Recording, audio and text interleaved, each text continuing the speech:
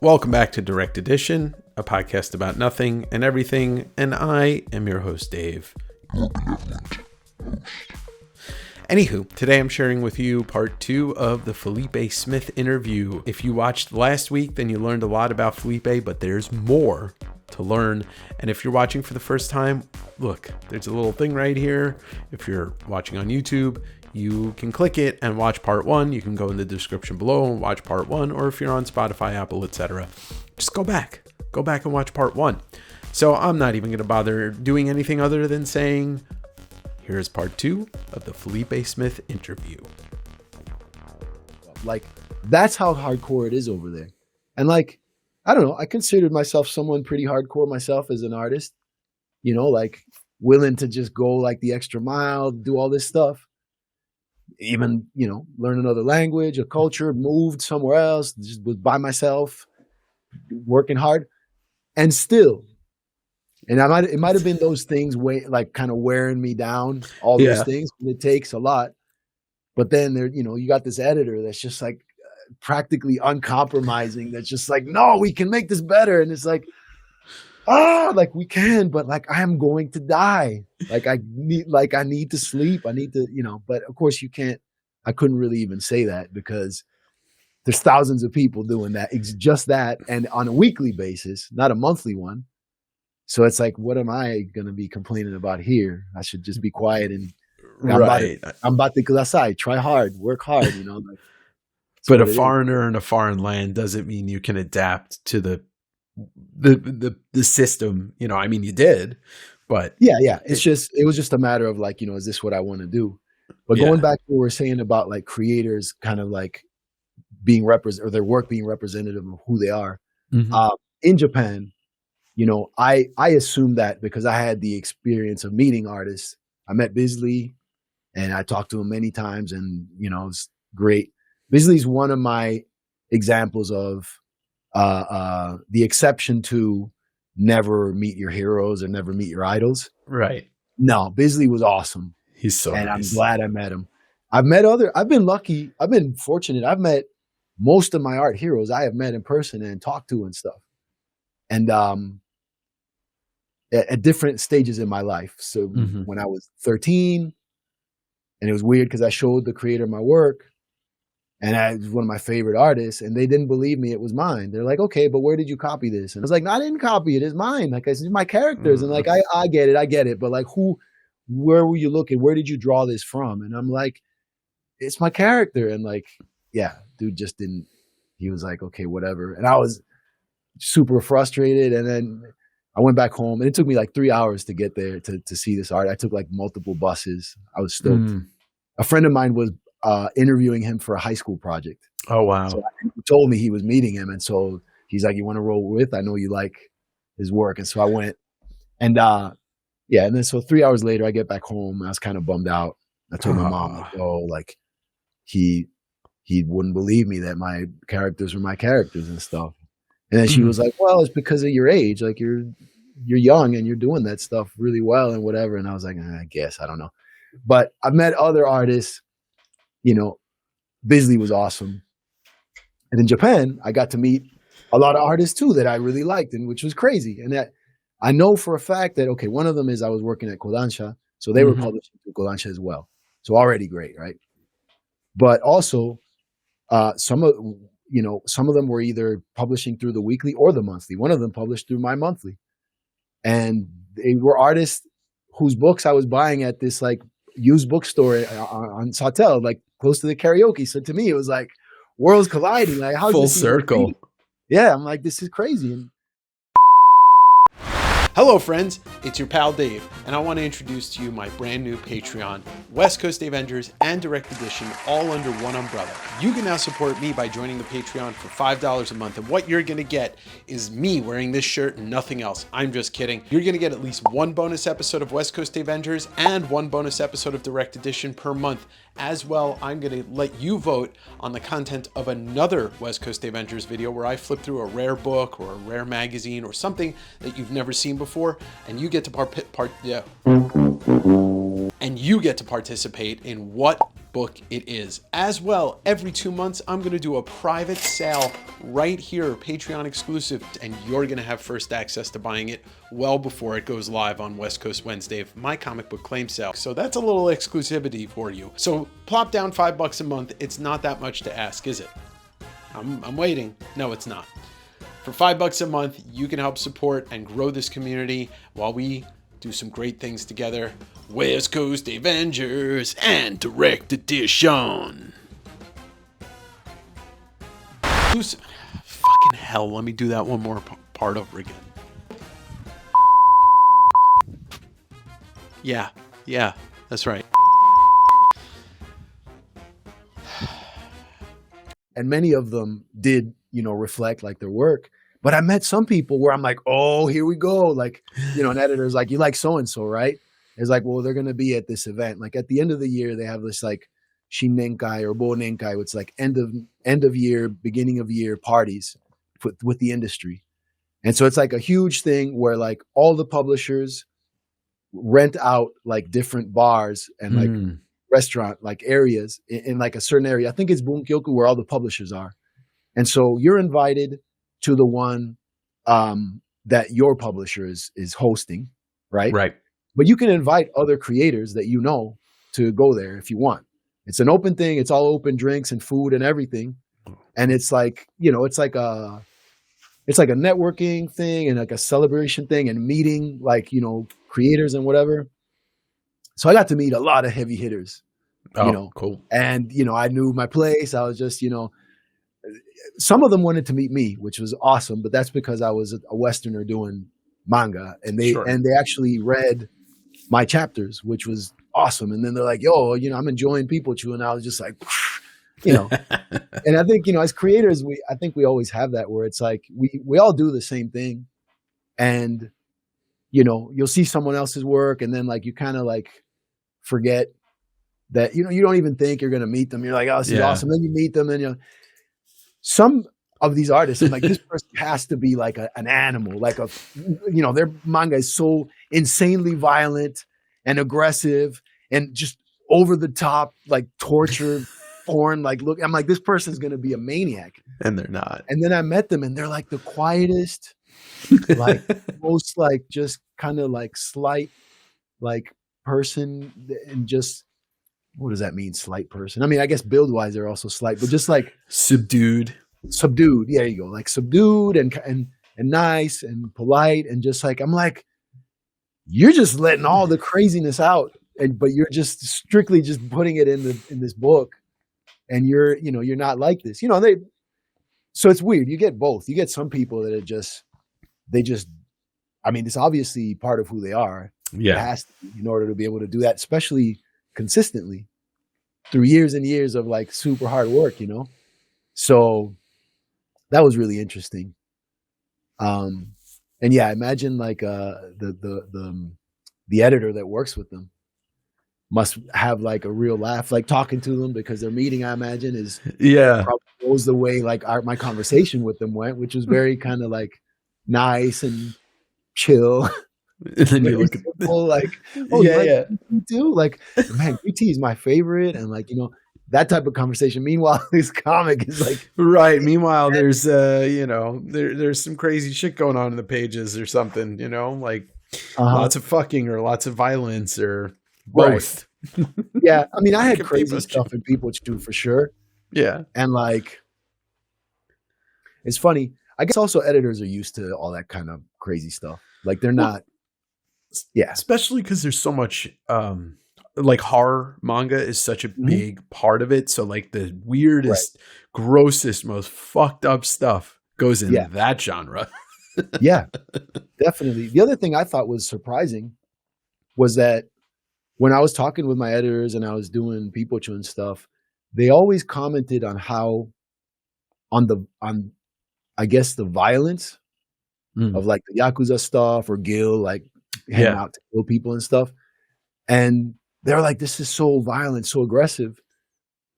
And what I told them was like, well, this kind of stuff in American comics is kind of like, nobody cares. But when it comes to sexual stuff, we don't do that in comics here. And over there, they don't care. They don't you know, like I'd had like some sexual stuff and whatever in People Chew. And Sure. like, there was nothing, no feathers ruffled. Like everybody's just like nothing. But the minute, you know, somebody got gutted or something crazy like that, then they were like, yo, like, why are you so aggressive with it? And I told them like, yo, I learned this from you guys. I learned this from like Fist of the North Star and Yeah, Eat the Killer and like all these things, you know, like I thought that was how you guys got down. Like I never saw that in American comics. I mean, you know, I never read like Faust or any of those. Like that's the closest thing to it, though, is Faust. Right. And I was at a convention recently as a guest, and what's his name? Is it Virgil? Tim Vigil. Tim Vigil was there across from me. I didn't know his work. I totally like. I need to read that. Just because friends told me about it. They're like, dude, you never read that? Are you crazy? It's insane. It's wild. So, yeah, that type of stuff. I guess Japan doesn't have, when it comes to like sex and sexuality, that type of stuff, they're pretty kind of like, they don't know, no big deal about that stuff. Yeah. Where it's opposite here with that type of stuff. People are very like, no, we can't do that. But then when it comes to violence, Japan tends to not want it as much. Where here, it's just nobody even questions it. You know, like you'll have something like The Boys. Right. Or, you know, Invincible or something. It's just like, oh, okay, well, you know, it's just blood and guts. Yeah. Blood and guts. Right. Yeah. Comics have a rating. Like Shonen Jump, all of these like comics, they have a rating. And the violence brings the ratings down. Interesting. And like Young Magazine had like Gantz in it. Gantz was a comic I really liked a lot. I don't know if you know Gantz, but it's like these. I only know it by name. Okay, so it's like these people who die and end up in this apartment room unexplainably with other people who died. And there's a black ball in the center. And that black ball knows who they are. It deploys a suit and weapons for them and then sends them on a mission. Like just like teleports them somewhere for a mission. That's cool. And then, you know, if they die in the mission, they die in real life. If they pass the mission, they come back, they get a point, they get points, like a score, and they're like released back into their normal life. But they get called back to do other missions. And then the story goes on from there. It's super violent. Yeah. Ultra violent, you know? So my editor was explaining to me that Shonen Magazine, which is meant for like teens. Mm-hmm. So the Shonen Jump for kids, Shonen Magazine, and then like whatever Shueisha has for like that's Kodansha, but they'll have like a seinen adult line too. He told me their rating is super low. It's dirt low because of all the violence and stuff.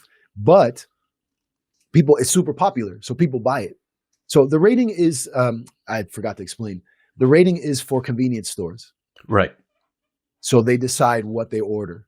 So if the rating is low, you know, they won't go for the high rating because that means it's going to sell and whatever, except for the cases of certain magazines, which sell like crazy, but have a low rating because of the violence. So regardless of how popular they actually are, they're just like, no.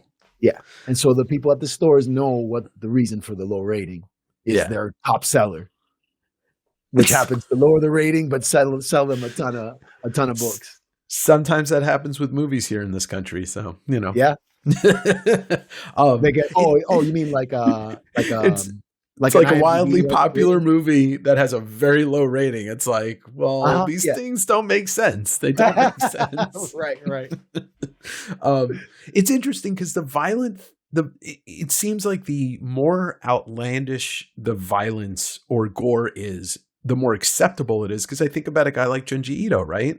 Mm-hmm. World famous, one of the most popular names in comics, period, end of story, around the globe. Right. And his stuff is wildly like if Lynch just did straight body horror. You know, that's kind of what Junji Ito feels like. Weird and kind of, Yeah, and it's like disturbing and it makes me feel disturbed while I'm reading it. But I'm like, I love this because his art is fantastic and it's something that you don't see every day. And so I think about how popular he is. And it's like, well, you may not like the violence, Japan, but you sure do support creators and make them famous. You know, like, I mean, Akira is super violent. Oh, yeah. I mean, heads popping, you know? Like just mounds of like intestine looking like mutant like growths and exploding Yeah. too. Yeah, so I think we all understand from an outsider's perspective, at least, that Japan may not like violence, but they sure as hell love violence. Right. Yeah, definitely. um, I wanted to ask you, because I'd be remiss if we didn't talk about it before we talk about the podcast, but you and Treadmore, create Robbie Reyes, Ghost Rider, and Trad, I think, is one of the greatest artists alive, period. I just, like a little bit of background between working with him. Like, did you know him beforehand? Was it something that the editor suggested, or how does that come about? Well, the editor suggested, the editor asked for me to pitch a concept, an idea of like, which ended up being Robbie, which initially his name was Ronnie. And it became Robbie. There's a little thing. I think that's the first time I ever mentioned that. But I did the pitch first, and I wanted to draw it, but I also wouldn't have the time because I was also doing character designs for Ninja Turtles, like full-time at Nickelodeon. So he said, "Oh, we're looking for an artist, but like, give us your idea of what it would be." And I believe he showed that pitch to Treadmore, and he also showed MBQ to Treadmore. And then Treadmore was like, okay, yeah. Like, I want to work with this guy.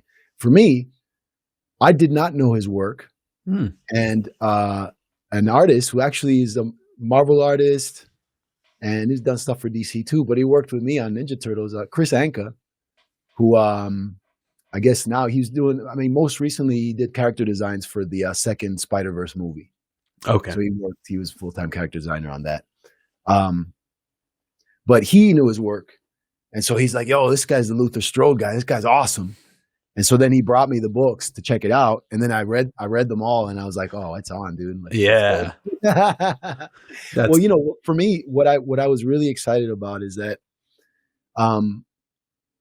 like, I like expressive, like artwork and like, really pushing things, and that's not everybody, especially the big two, like Marvel and DC. There's kind of house styles and, artists weave in and out of them. Like I've changed the way I drew stuff when I started doing Ghost Rider stuff. Like my variant covers, they look nothing like People Chew. Like I changed kind of how I do stuff to fit certain, things, right? People Chew is a little bit different from MBQ too, because now I was in Japan, I had to do things more a certain way. And so, but when I write a story, I kind of imagine things a certain way. And so that's the thing where, when you work with an artist, Trad's the first time I worked with he's the first artist I ever worked with. Right. Before that, I'd always just written and drawn my own stuff. So I learned a lot. And I learned a lot from being on Turtles. I mentioned Ciro Nieli, our showrunner. He had meetings with all the artists and he would run through and like, their work and then, give them notes or whatever, or like give them direction and stuff.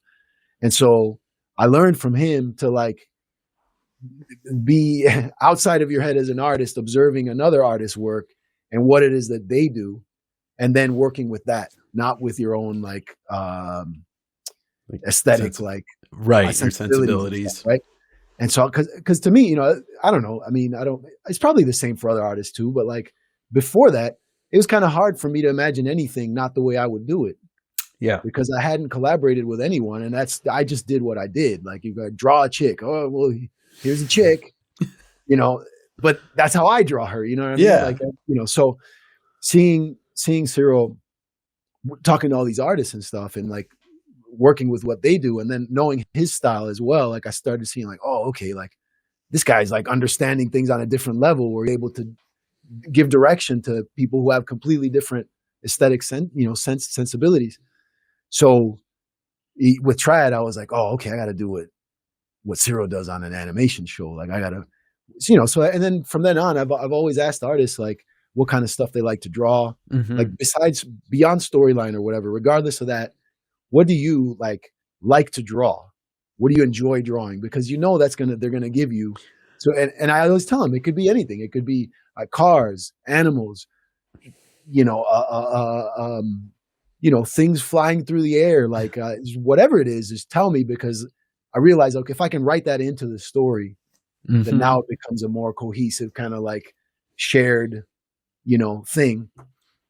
So with Trad, seeing how like dynamic and expressive his artwork was, I was like, okay, because that's again one of the things I liked about doing manga was like you could totally make a guy like twice as big as he normally is, just to show how hardcore he is in this fight scene or whatever. You know, like people aren't going to question it because they understand that's a part of your storytelling device. Mm-hmm.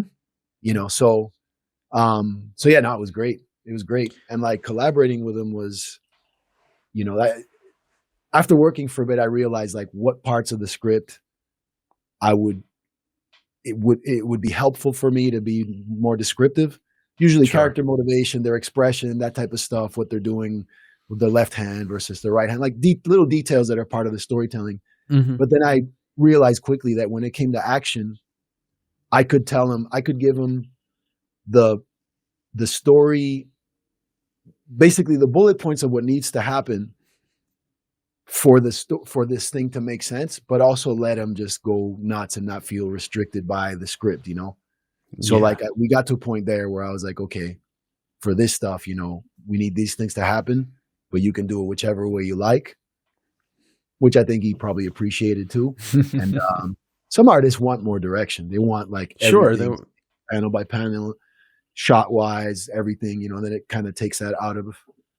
It's a person. I think it's a part of a personality trait. You know, either you need instructions, and once you've got them, you'll sing, or you, like you said, you just we got Robbie driving through the streets, 150 miles an hour, and you let him do what he did.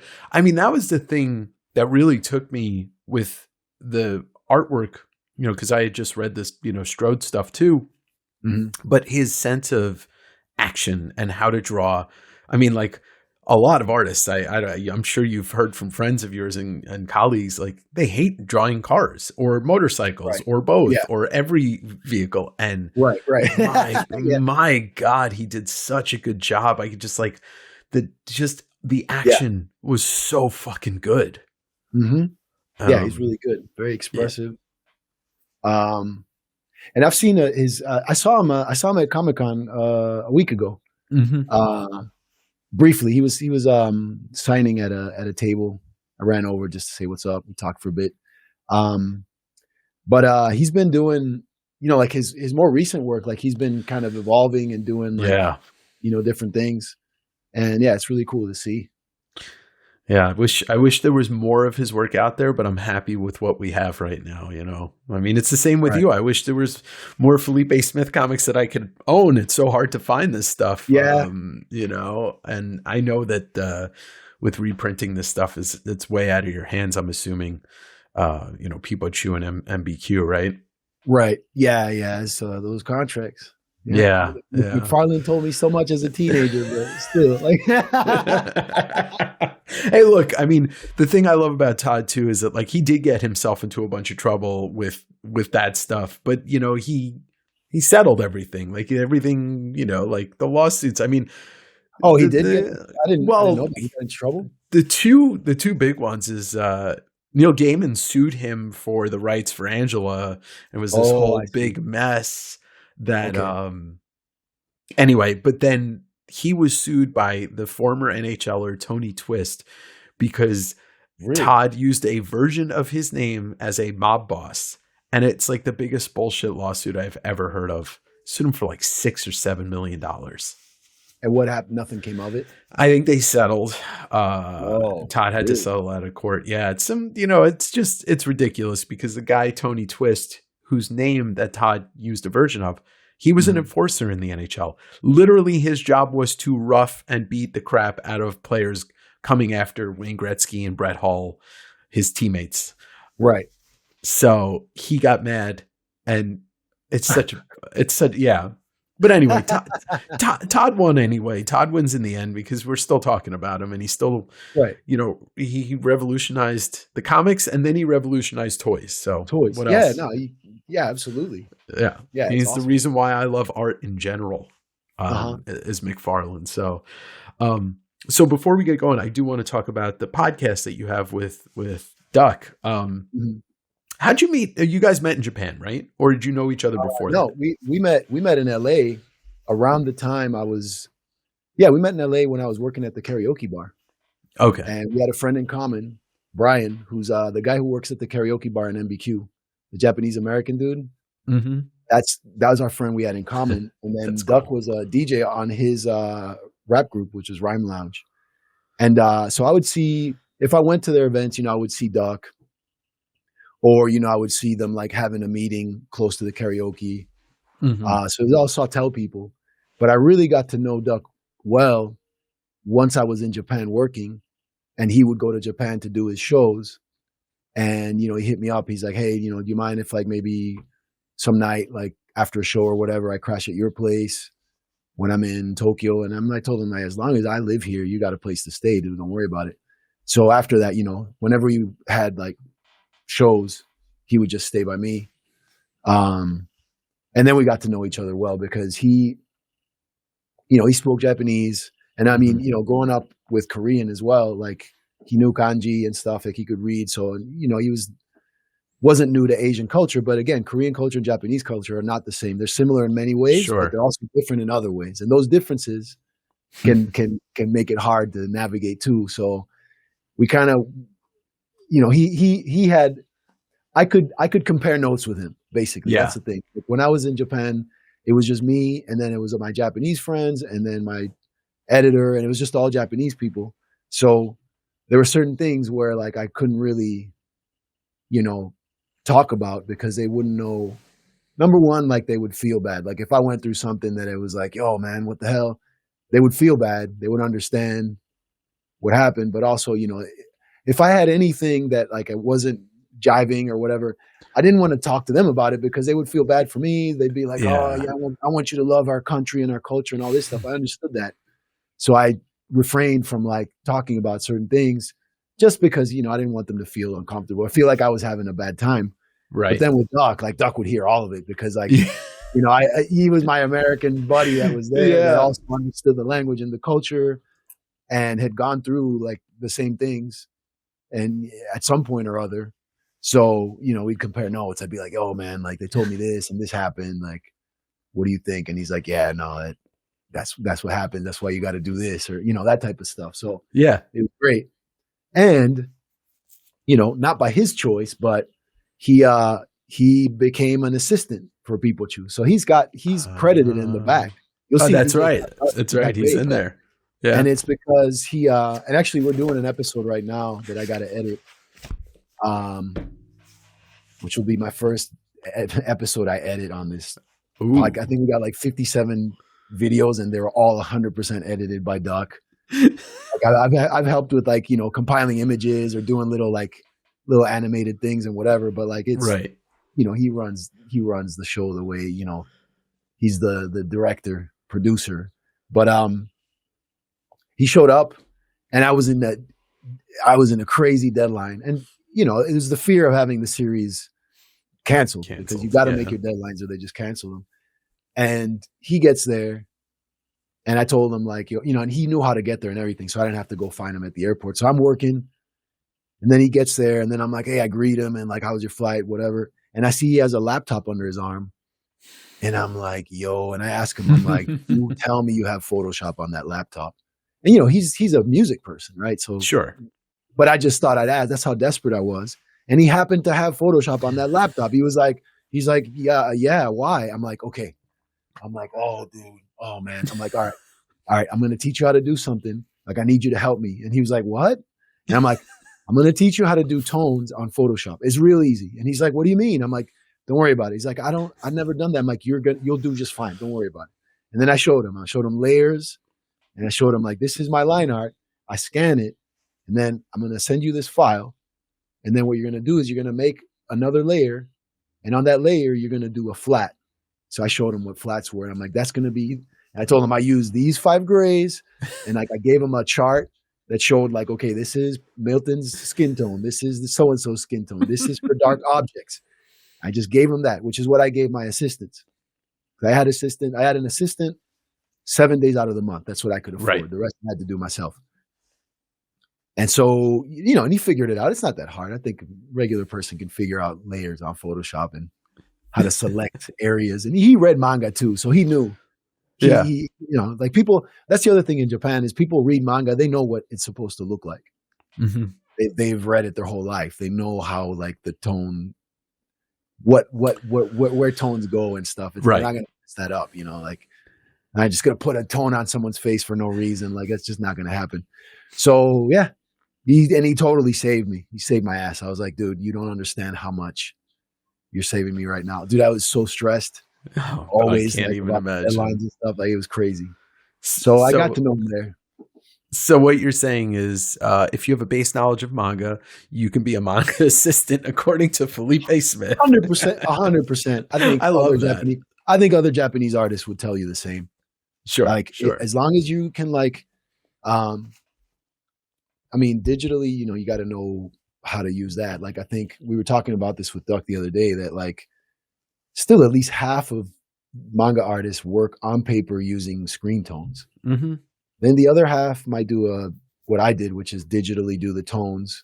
Yeah. But draw on paper. And some people actually do everything digital, But when I was there, that wasn't that common. I mean, in my magazine, I was one of 2 people that did tones digitally. Oh, wow. Everybody else in the magazine just did everything on paper, using the zip tones. Yeah. And everything. And which that saved me. It gave me like 2 more days to work on my stuff. Because I could send it to I could email it to the printer. Yes, it was huge. Because I could just FTP the files to the printer. Mm-hmm. And that was it. So that like totally helped me out because I needed those extra 2 days, Yeah. Yeah. So, of course. Yeah. But yeah, that's how I got to know Duck is just sharing these high pressure moments with the manga. Because it's funny. He told me something I never thought of until that moment. Is he would go out and do his show, so he would leave like during the day, maybe like noon or in the afternoon. He would go rehearse, do a show, drink, party, do all the stuff, and then come back. And I would still be in the same spot I was when he left, doing the same thing, going at it. Yeah. Yeah. And I didn't realize that. Like I never thought about it, but like, yeah, I just sat in that apartment and worked like 18 hours straight and then would crash. And like, he would see moments of that where he would pop out, live a whole day doing a bunch of stuff. And then he'd come back and I'm still there, like just drawing pages. That's like something from a comedy movie or something. It's just like sun up, guy's doing a thing, roommate, whatever, goes out, comes back, sun's already down. The lights on, still doing the same thing. Yeah. I mean, that's, I mean, it's not just mangaka, but it's also American and comic creators everywhere. A lot of them, if they don't take care of their health, like that's what kills them is those 18-hour days for months and months and years and years. So flash forward to about a year ago or so, you guys come up with a podcast out of nowhere. You started promoting it. And let's, in your words, what is the genesis or the basis of Cringe Musume? The actual YouTube channel? Yeah, like the show, like what you guys are doing. Yeah. Right. I think this is an idea Duck has always had in the back of his head, just wanting to do a channel talking about Japanese culture, pop culture, just the living in Japanese, just the Japan experience through a Westerner's perspective. Right. And, we've always talked about these types of things just in normal like scenarios. Like just call them up, or we just always talked about these things. And I guess he just thought it'd be cool to have a channel where you cover these things, and then people can kind of have that perspective as well.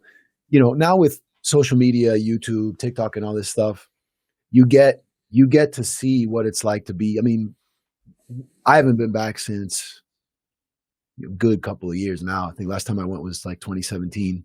Mm-hmm. But I can see Shibuya right now, like just by going online and looking at certain things, and then TikTok videos and everything. I guess the difference between Cringe Musume and some of these channels that do that is that we talk about I guess like what your experience living there is like, understanding already parts of the culture and stuff, and like relationships and those type of things. Yeah. Are pretty interesting because, you know, you do have a different culture. You are able to understand how things work that way, but you're also not raised there. So there's always going to be something you're not aware of, or some kind of context that you don't have. And so it'll get you in some pretty comedic situations sometimes. So Yeah. we like to talk about those.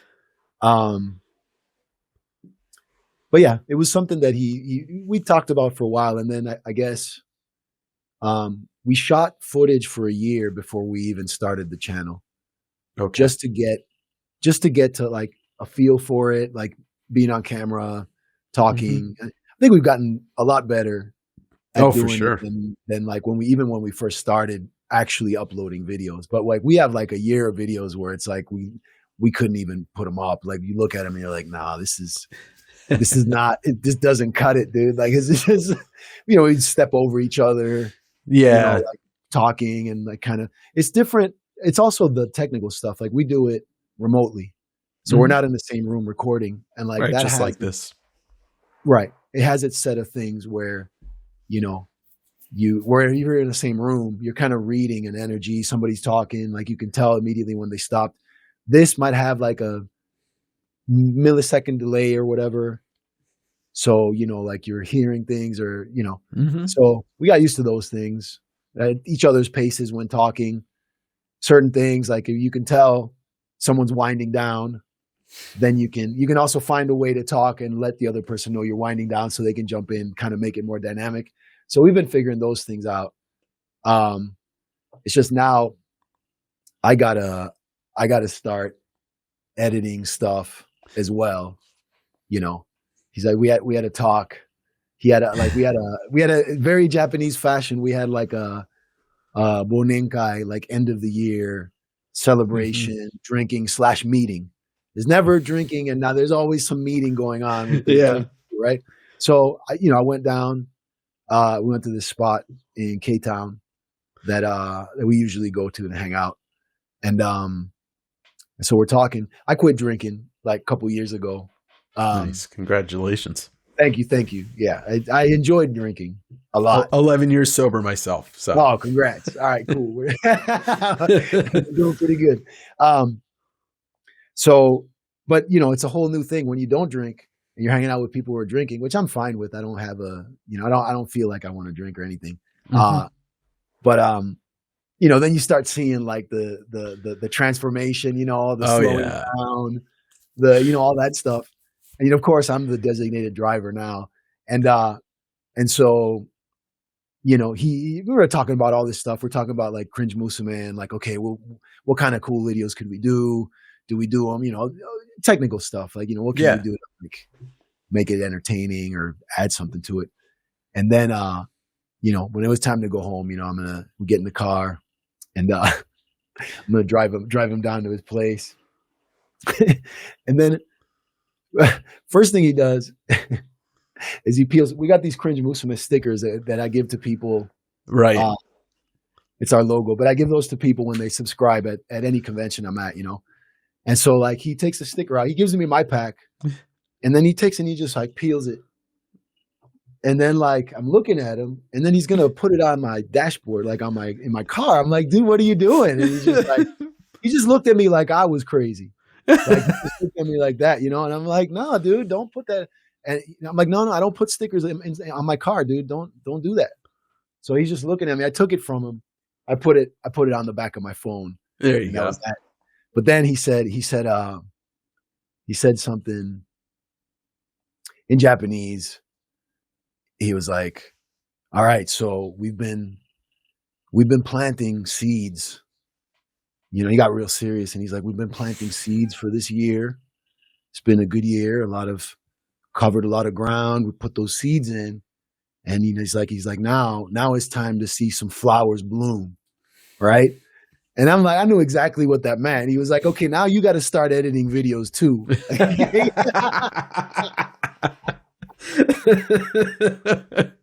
What a way to say it too. What a way to say it. So, yeah. So again, I'm like, you know, I gotta do that this week. We got a video. Actually, it's funny. The stuff we're talking about right now is part of it. We talk about my apartment in Hikawadai, where he showed up, and I saw that laptop, and I was like, "Yo, dude, like, you got to help me out." So, well, that's. I mean, let me give you a little praise on. First of all, yes, you guys got great, pretty quick with it. Like, when you started doing the longer episodes is when I was like, "Oh, these guys are, like getting." Their flow is getting a lot better, but I think what I find fascinating as a listener, watcher, it's the mundane shit that you guys managed to make interesting. The kombini talk, the noodles talk, like talking about certain, like when he went and started recounting like a noodle spot, or I forget what the it was Fujisoba for sure. Yeah, Fujisoba, and he's like, "Is this one still open?" And you guys, to me, I love that because I talk about comic stores in the same way in the country where I grew up in New York that don't exist anymore, like the things that used to be on Long Island where I grew up that aren't there anymore, and it's just part of who we are as beings is to kind of like tie our memories to the mundane stuff that when we recount it, there's people that don't know how to make it interesting. And then there's people that do. And you guys are really good at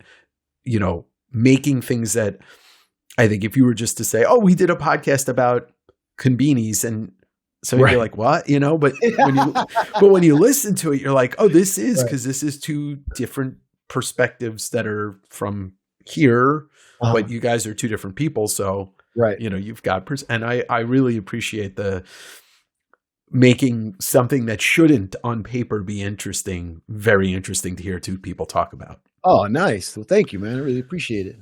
Yeah. I think what we were talking about before, like how, it's just like, there's so much available to us now, whether it's on YouTube or it's on TikTok or it's in the movie theater or whatever. Right. I think that like if I have a really good attention span in general, so if I can find something interesting and share it with people like your podcast and my audience I'm sharing with, I think other people will find that and fascinating, as well as, like you said, ask anybody if they find the idea of Japan fascinating, and most people these days are going to say yes. Yeah, that's something that really surprised me. I guess it surprised me, not because it's not a fascinating place. I understand that. It's just that for the longest time, I understood that to be, that's kind of the weird thing like Felipe is into, and he's learning that language and whatever. Like people around me were just kind of, if it wasn't video games or anime, those were artist friends. If it was anybody else, they're like Japan. They're like, I don't know anything about Japan. Like, but I mean, maybe that's the great thing about one of the very positive things about the internet and YouTube and social media in the last 10, 15 years is that we can share places that were only made available to us via just photographs or documentaries. Like I've been to Scotland like 3 or 4 times now, and I find it fascinating, and I love it there. And the more I tell people about it, the more I hear people respond like, "Yeah, I've always wanted to go, but I don't know much about it." And so there's that too. I mean, I cannot wait to go back this year to Japan and spend a month there and just not be here. Right. What'd you say? Yeah. When am I going? Probably around like right before Thanksgiving up until about right before Christmas. Okay. All right. Yeah. Last year I was there from November. Yeah. I basically built the trip around Japan Art Expo and Tokyo Comic-Con. So that's what I'm doing again this year. And Mahfood is coming with me, and he's going to be at Tokyo Comic-Con. Oh, nice. When's Tokyo Comic-Con? Either first or second weekend of December. Can't remember, but it is what it is. Like for most part, I would say like the Comic-Con is boring, except for the fact that there's an entire artist alley of people that I may never ever see again, and be exposed to art that I would never normally see. So for me, I don't care about the celebrities. I'm there for the art. Have you been to Comic? or like that? Not yet. I'd like to. I'd like to go to that one too. And how large is the artist alley in Tokyo Comic Con? It's decent sized. It's decent sized. I would say it's comparable to maybe like Emerald City Comic Con, maybe a little bit smaller. Okay. You know, and it's like artists from all over the place then, right? Yeah, like last year they brought in a couple of Americans, like, or a couple of well-known American artists like Wills Portacio, and actually there wasn't too many, but Peach Momoko was the biggest name there in my eyes, and she doesn't, she doesn't do much outside of Japan anymore because why should she? She doesn't do. What do you mean? Oh, convention wise, you're saying? Yeah, she's kind of over that. But Tokyo for her is super easy. But like they had CB Sobalski was there. They had a couple Marvel people, but there was guys that are more, or both men and women that are more likely to never do American cons and just be there. Right. So, yeah. But it was the whole con circuit is something I did not have a chance to see when I was working over there because it's just no time. But but I'd like to check it out for sure. I mean, you should see. I mean, they should invite you, and they should reprint Pipochu, and then right, boom, like Well, I mean, I haven't talked to the publisher in a long time. The other funny thing is this: like when I was still living in Japan, I remember I did Pipochu. And I did those 3 volumes in a year and a half, which was insane because that was like 750 pages, which I wrote, drew, inked, and then, toned with an assistant. But after the series was done, it's funny because they were like, oh, okay, like, we want to do your next series. So like, take a break and then we'll get back on the next one. And I was like, okay, cool. And then their break, what they meant by break was like a week. I was like, a week, dude. I was like, but when that series finished, I was like ready to fall over dead. Like, it was, I mean, at that point, I was already like having like through the series, I was having health issues just because I wasn't moving around. I was just sitting down all day, just drawing. Right. So I told them like a week. I'm like, I'm like, 1 week might not be enough. And then they looked at me, and then there was kind of like, oh, this weak ass foreigner. Like, they're just like, okay, so how much? Like, you was like a month? You want 4 weeks? And I was like, at least, dude, at least. I've been working nonstop with 3 days off a month for a year and a half. Like, obviously I didn't say it that way, but in my head I was like, yes, please, at least a week. Yeah. Give me a week. Or I mean a month. A month, yeah. So I got my month, and then I pitched for like 2 years. And eventually I came up with something that they were cool with. And I was like, I'm going back to the States. Like, because I just, first of all, the idea of going through the same thing again, I did it. I know what it's like. The idea of repeating that, I just wasn't, I mean, when I came back here, especially a lot of artists in animation were like, aren't you bummed out you're here now? And I'm like, absolutely not. And then they're like, don't you wish you were over there doing? I'm like, no, I do not. I'm glad I'm back here. And you know why I know that? Because I did it. So I know, like, and the other thing was, while I was there and I was pitching, I met with some editors. They were drinking. They're like, oh, come out and drink and whatever. And so we're talking to people and stuff. And then someone, was like, oh, like, oh, you're a manga artist too? Like, we were sitting there. I'm like, oh, yeah. And then one of the editors is like, oh, yeah, he published a series with us a while back. A while back, dude, it wasn't even a year, dude. Jesus. Like, it means nothing. Yeah, once it's out, it's kind of like that over there, though. Like, when an artist finishes a series, it's like they got to jump on another one. Yeah. To stay relevant and to keep it going. And I mean, I guess it's not that's everywhere, I guess, right? It's just, to me, the For the pace most is part. very different. And here, it's the same thing everywhere. Like, you know, and also the other thing I realize is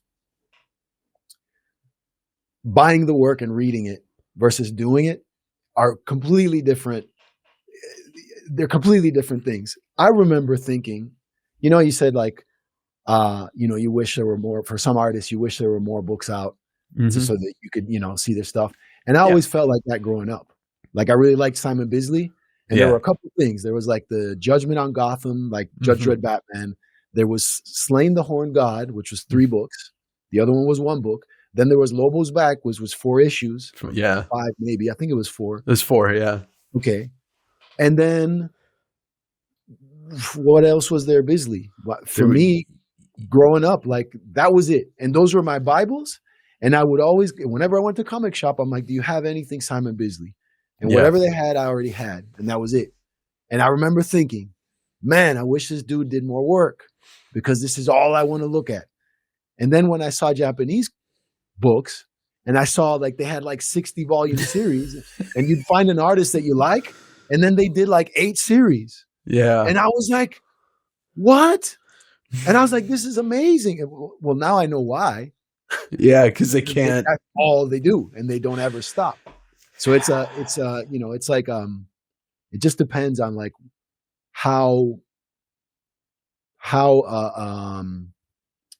what's the word I'm looking for? Like how invested you are in this. This is the only thing you want to do.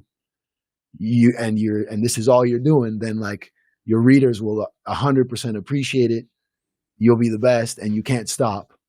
You know, right? And if that's what you're doing, which I mean, I think most of the artists I met, I mean, probably all of them, the comic artists that I met when I was in Japan, once you start drinking and you start talking about whatever, they always had this one question, like, what would you do? Like, where do you want to be when you die? They always ask this one. And once the drinks have been flowing, and they all say at my desk drawing. Yeah.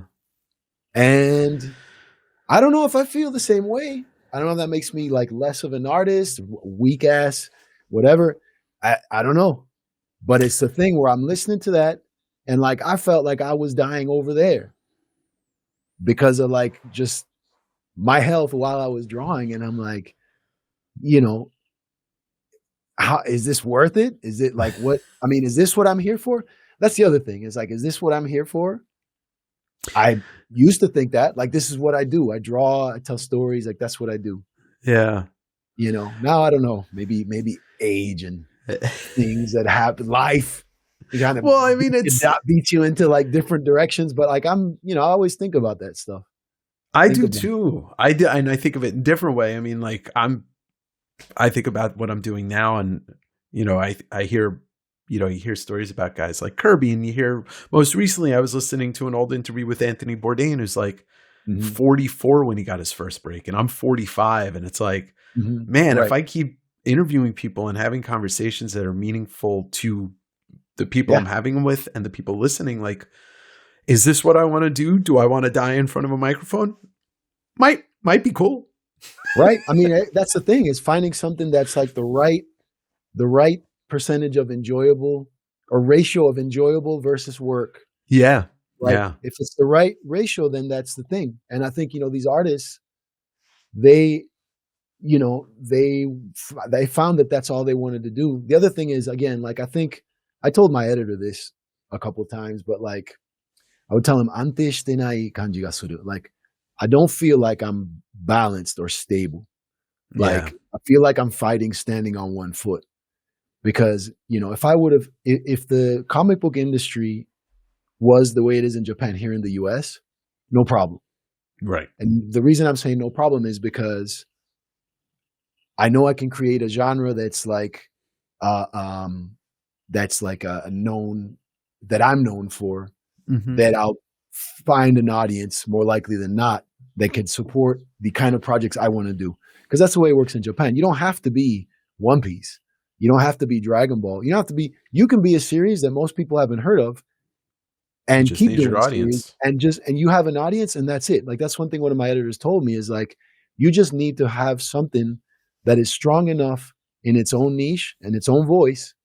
And then the audience will be found. Some niches have different size audiences. Some of them, maybe your niche isn't really niche. It's what everybody wants. And you end up doing something huge. But you don't have to do something huge to live comfortably being a manga artist in Japan, right? If it would have been here, no problem, because I understand American culture. I understand like what people are used to within the medium to begin with. Mm-hmm. So I kind of have some tools to do something that I'm pretty sure people aren't going to be ready for, like those kind of things, right? Where Japan, I had to rely on my editor a lot. Like, what do normal people think about this? Yeah. And then once you break that down, it's like, well, how would they see this? Would this be shocking or would this be funny? So it was like extra steps in order to do the same thing. And, you know, at the end of the day, it was like, that's why I had 3 days off. It's not because the monthly comic schedule is that crazy. For a Japanese person, it's definitely less crazy than a weekly schedule. Sure. Where you put out 18 pages a week, which is 2 less than the big 2 here in a month. And you have to do them in about 3 days. You have to draw on ink and finish 18 pages because it's usually around 4 days for the meeting to really lock down what your chapter is going to be about. Yeah. Right. So those people have it super hard, but monthly people, no, they got like at least 2 weeks to do your, you know, between 40, 60, 36, between 36 and 60 pages is what you'll find. Mine were between 40 and 60 a month. But, you know, 2 weeks doing that, you know, 14 days, it's still a lot. But like that, for me, that was the least hard part of doing comics was actually drawing. Like that's when I felt like I had a breather. I would just like put on a DVD or something, some show, and then I would just draw. All I had to do was draw. Like I knew the story was taken care of. Like I knew like I didn't have to worry about it. I just had to finish this on time. And I had my own system, you know, and I would do like sometimes I had days where I did 3 pages. Yeah. And drawing's a happy place for you, I guess, you know. So So the rest of it was where it got, you know, a little brutal, more man. Fuck. You know, I'd like to remind people also in the mind of what Felipe just said about weekly versus monthly. I'd like to remind people that Katsuhiro Otomo was serializing Akira weekly. Go look at that fucking book and figure out how that was done. Cause I don't understand that. You know, you look at that. And so to do it monthly also, with the demands and just like you said, you don't have a lot of space. I think maybe if you were, I don't know, if you had more space to just move around when you weren't sitting, maybe. Oh yeah, because that's the other thing. The apartments are like, yeah, you're in a box, you know, and that's probably the only thing. Well, maybe not. I may eat my words, but if I ever moved to Japan to be done with this country forever, I think the space would be my only issue. Well, I think if you went out to the countryside, but then it's a trade-off. If you went to the countryside, you'd probably find more space for sure and cheaper. Sure. But you know, you'd have to maybe take a trip, you know, maybe travel, take a bullet train. Yeah. Every once in a while or something, you know. I have friends who have moved to the countryside of Japan because they're selling properties for, you know, really affordable prices because of many reasons. I mean, one of them is just the population is just keeps decreasing. Yeah. It's unfortunate. A friend of mine, she told me she wanted to get her driver's license renewed, and they closed down her DMV in her district in Tokyo. In Tokyo, they closed it down because they just said they closed down the schools and they just didn't have enough people there to merit having like a DMV there and not some other district. So the houses is the same thing. There's a bunch of houses out in the countryside that are just empty, and they're like, well, let's sell them. There's full towns, I think, that are just empty, which is nuts. Well, maybe I'll explore looking into it when I'm there this year and see. Right. I just we don't need my listeners know my views on this country and what's going on here. But this place is fucked. Yeah, there's a lot going on for sure.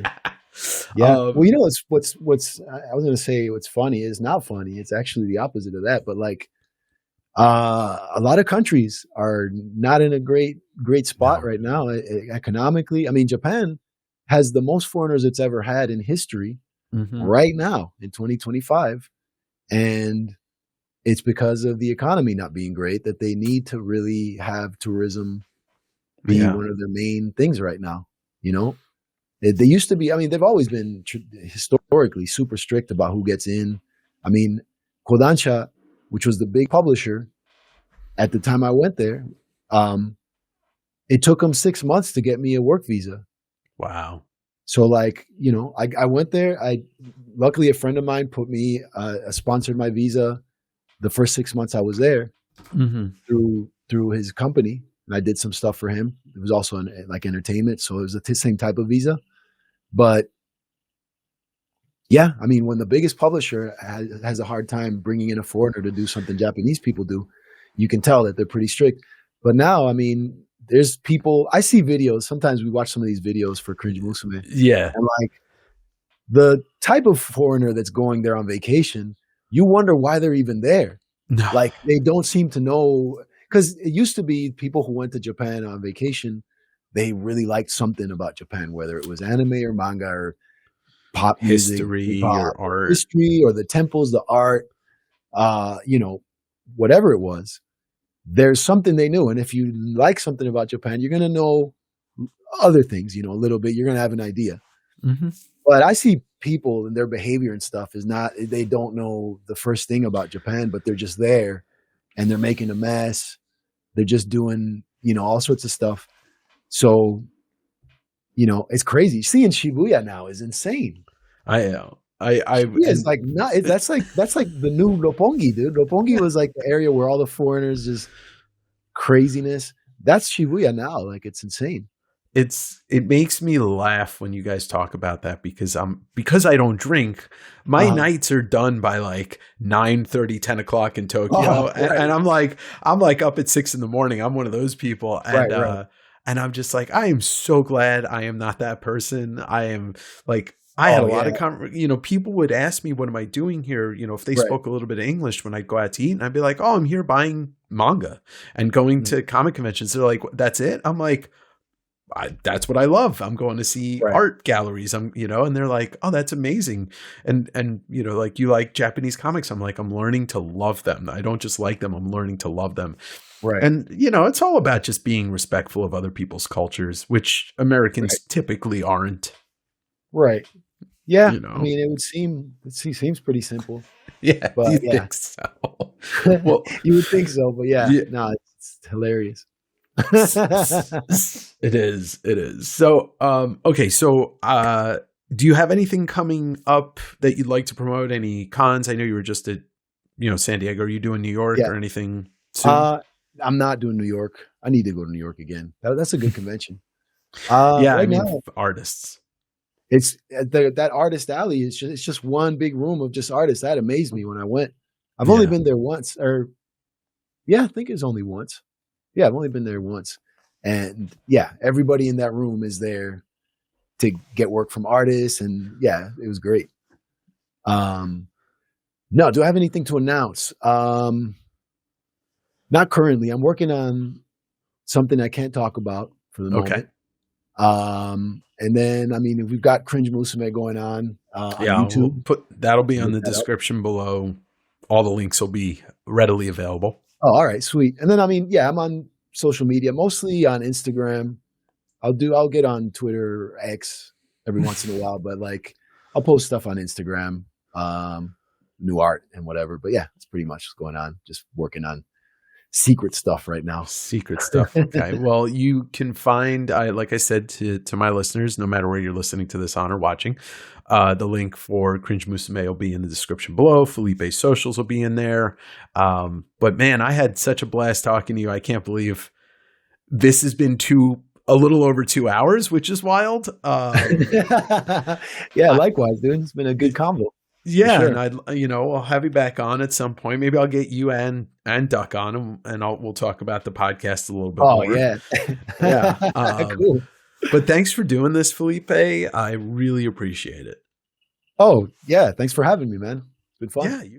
Thanks for watching all 2 hours and 10 minutes of both interviews. You can follow Felipe's Instagram. You can also follow the Cringe Musume podcast, which is available on YouTube. No matter what you're listening to or watching this on, you will find the link for Cringe Musume YouTube channel in the description below, as well as Felipe's Instagram. Rate, review, leave a comment, do whatever you can to interact with it. Any interaction with you, my listener and my watcher, helps us grow, helps us get out to people that may not know that I exist. Not that I want everybody to know I exist. That's too many people. This has been Direct Edition, a podcast about nothing and everything. I'm Dave, and I'll see you next week.